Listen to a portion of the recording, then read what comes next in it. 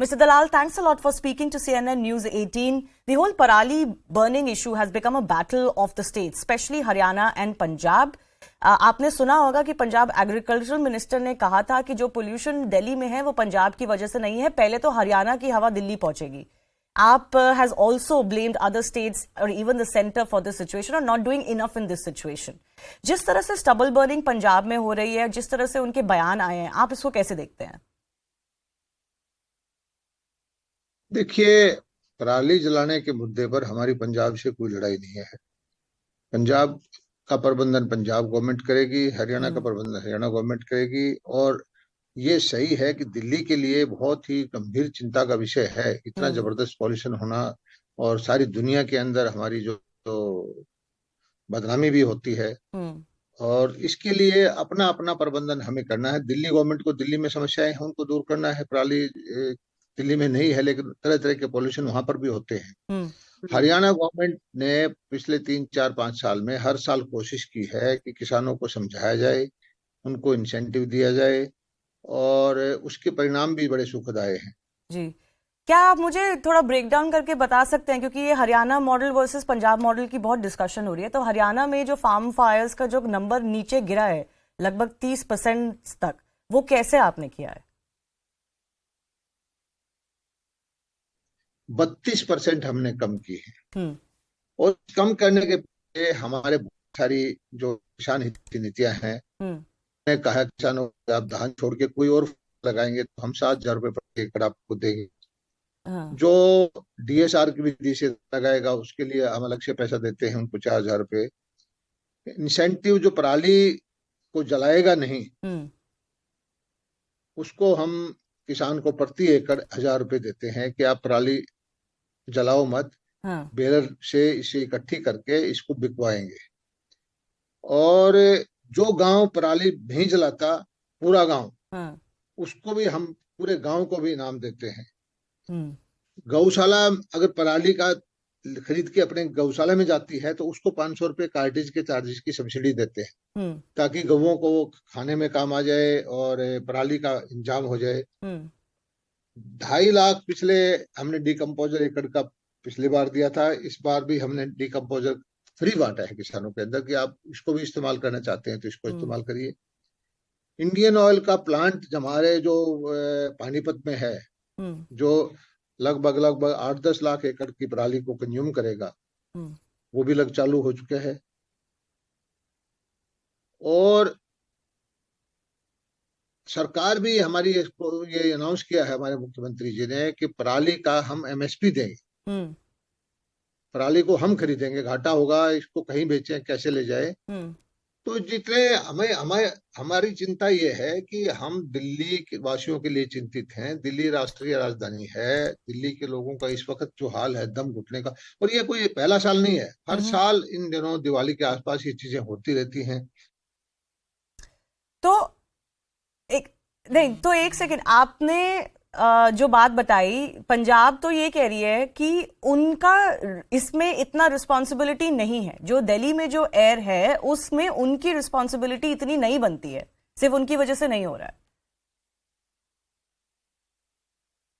2-3 साल पहले के उनके बयान निकाल लीजिए. उन्होंने साफ कहा था हरियाणा के किसानों पर दोषारोपण किया, पंजाब के किसानों पर दोषारोपण किया. और अब जब पंजाब में उनकी सरकार आ गई, हमारे से 10 गुना ज्यादा वो आगजनी पराली जलाने की घटना कर रहे हैं. हम 32% घटा रहे हैं, वो 20% बढ़ा रहे हैं. उनको अपना प्रबंधन ठीक करना चाहिए. पंजाब में भी करना चाहिए. दिल्ली के अंदर भी सो मेनी रीजन्स हैं पॉल्यूशन करने के, उसको भी ठीक करना चाहिए. और इसको राजनीति का मुद्दा क्यों बना रहे हैं, इसको हरियाणा को बीच में क्यों लेके आ रहे हैं? हम हरियाणा वासी, हरियाणा के किसान, हरियाणा सरकार चिंतित है कि दिल्ली में पॉल्यूशन नहीं हो, हरियाणा के अंदर पॉल्यूशन ना हो. और मैं तो आपको बताना चाहता हूं कि सच्चाई यह है कि दिल्ली में पॉल्यूशन पंजाब से आता है. जब 22,000-21,000 आगजनी की घटनाएं होंगी तो हरियाणा से होके जाता है. हरियाणा के लोगों को भी सांस लेने में दिक्कत होती है. हमने कोई इस बारे में राजनीतिक बयानबाजी नहीं की. लेकिन पंजाब और दिल्ली की जो सरकार है आम आदमी की, उनको एक ही चीज आती है कि कोई संकट आए, दूसरों के ऊपर इल्जाम लगाना शुरू कर दें, मोदी जी पे ब्लेम कर दें, भाजपा को ब्लेम कर दें या किसी और थर्ड पार्टी को ब्लेम कर दें, ये एक जो नीति है ये अच्छी नहीं है किसी भी तरह से। और उनको जो अपना प्रबंधन ठीक करना चाहिए, किसानों को एजुकेट करना चाहिए और जो सुविधाएं दे सकते हैं वो किसानों को दे, जैसे हरियाणा दे रहा है इसी तरह से वो भी दे। तो एक रिपोर्ट तो ये भी आई थी कि जो सेंटर ने मशीन्स दी हैं ये स्टबल को बंडल करके ताकि जलाना ना पड़े, वो पंजाब में यूज ही नहीं हो रही। क्या ये मशीन्स हरियाणा में यूज हो रही हैं कि क्या, और अच्छे से यूज हो रही है, क्या इम्पैक्ट है उनका? हरियाणा में बिल्कुल वो मशीन चल रही है, हरियाणा किसान है उसको उपयोग में लेके आ रहे हैं। और यही कहता है कि हमने 100% किसानों को रोक दिया है। भाई हमारे यहाँ भी कुछ आगजनी की घटनाएं होती हैं, हम किसानों को पेनलाइज भी कर रहे हैं, एफआईआर लिखवा रहे हैं, प्यार से भी समझा रहे हैं, इंसेंटिव भी दे रहे हैं। लेकिन मुझे लगता है, मैंने कल इंटरव्यू देखा था, एक किसान का इंटरव्यू था, वो बोल रहा था कि पंजाब में जो मशीनें 13,000 या 12,000 या 14,000 दे रहे हैं वो है ही नहीं। ये जांच का, सीबीआई से जांच करनी चाहिए कि पंजाब ने वो मशीनें खरीदी भी है या नहीं है, क्या कर रखा है पंजाब के। मैं कहता हूँ जांच होनी चाहिए कि वो मशीनें हैं तो कहाँ चली गई। तो इस तरह का काम, मैं कोई पंजाब गवर्नमेंट पे मेरा कोई वो नहीं है कि मैं उनके दोषारोपण करूं, लेकिन वो बेवजह से दिल्ली के पॉल्यूशन के लिए हरियाणा सरकार को ब्लेम क्यों कर रहे हैं, जब हरियाणा सरकार अच्छा प्रबंधन कर रही है। जो हम कर रहे हैं वो उनको भी करना चाहिए। राइट। आपने बात करी कि एफआईआर भी रजिस्टर हो रही है फार्मर्स के खिलाफ, फाइन्स भी लगे हैं हरियाणा में। तो ये तो बहुत बोल्ड मूव है, क्योंकि यूजुअली हम देखते हैं कि गवर्नमेंट ऐसा करना नहीं चाहती क्योंकि वो फार्मर वोट बैंक को अपसेट नहीं करना चाहती। हमें बड़े दुख के साथ कहना पड़ता है कि हम कुछ किसानों को जुर्माना लगाया है, हमने पिछले साल भी लगाया था, लेकिन ये जुर्माना हमने दुखी दिल से लगाया है। जो हमारी बात को नहीं मानते, क्योंकि कुछ किसान ऐसे हैं कि जो सब कुछ हम उनको सुविधाएं दे रहे हैं नहीं करते, तो ये करना पड़ता है हमें। और हाथ जोड़ के हम माफी मांगते हुए कि किसानों से प्रार्थना करते हैं कि हम नहीं चाहते आपके ऊपर जुर्माना लगाएं जो लगा है, लेकिन आप प्रकृति के भी हैं, पर्यावरण प्रेमी हैं, दिल्ली हमारा दिल है, दिल्ली हमारी राजधानी है। और जो आज दिल्ली का ये हाल है, इसके अंदर हमारे किसानों की वजह से कोई कारण नहीं होना चाहिए।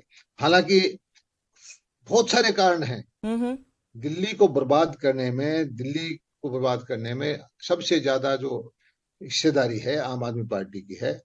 और अब दिल्ली वाले समझ भी गए होंगे कि इसी तरह चलता रहा तो दिल्ली को ये खाली करवा देंगे। मैं आपसे एक आखिरी सवाल पूछना चाहती हूँ। आपने बात करी पंजाब और हरियाणा के डिफरेंस में, और स्टैटिस्टिक्स अभी ये डिफरेंस दिखा रहे हैं। आपने अपने मेजर्स तो लिस्ट आउट करे हैं, पंजाब में क्या किया है और कितनी एडवांस प्लानिंग हुई है ये हमें अभी तक नहीं पता। लेकिन आपको क्यों लगता है कि ये डिफरेंस हरियाणा और पंजाब जिस तरह से स्टबल बर्निंग के इशू को हैंडल कर रहे हैं, वो डिफरेंस ये क्यों है? नहीं, एक तो नंबर तो उनके आंकड़े ज्यादा हैं, लेकिन बात यह है कि उनके पास जमीन ज्यादा है, धान की खेती ज्यादा करते हैं, इस बात पे मैं सहमत हूँ। लेकिन मुद्दा यह है कि पिछले साल के बजाय उनके यहाँ 20% आगजनी की घटनाएं बढ़ी हैं, हमारे यहाँ 32% कम हुई है। तो इससे तो ये सरकार की नीयत का सवाल है, चाहते क्या है मुझे समझ में नहीं आई बात। वो जबकि दिल्ली में उनकी सरकार है, वो हर समस्या का ब्लेम गेम जो है वो तैयार रखते हैं, और एक ही भाषा में सभी नेता बोलते हैं। एक बार केजरीवाल जी बोलते हैं तो मान साहब भी वही बोलेंगे, वहां के कृषि मंत्री भी वही बोलेंगे, कोई और एमएलए भी बोलेंगे। वो कहते, उनको तो कहते हैं कि मोदी जी पैसा नहीं देते, केंद्र से हमें पैसा नहीं मिलता, या कोई और कोई ब्लेम कर देंगे, जैसे कि कोई उनके लिए कोई स्पेशल पैकेज मिलेगा पराली रोकने के लिए। तो उनका ब्लेम गेम की आदत है। तो वो अभी अभी नहीं है, जब दिल्ली में संकट आया, जितने ऑक्सीजन के बेड हुए, ज्यादा ऑक्सीजन हरियाणा से दुगनी उनको दी, उसके बावजूद भी वो चिल्लाते रहे